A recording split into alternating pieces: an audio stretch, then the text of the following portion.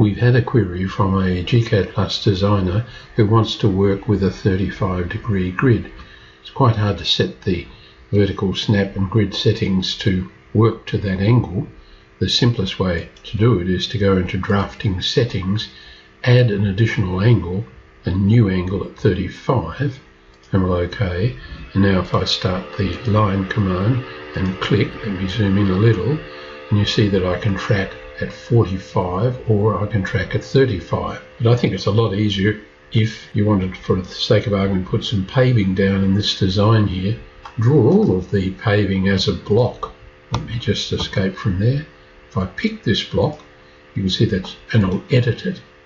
We jump in here and you see that the lines, the polyline around that is square, and I'll close the block editor so the polyline has been hatched, and then it's just a matter of rotating the block, and that's what I've done here. If I select the block, look over here, its rotation angle is 35.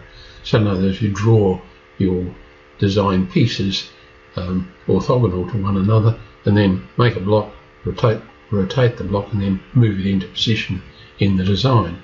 But polar tracking does work nicely.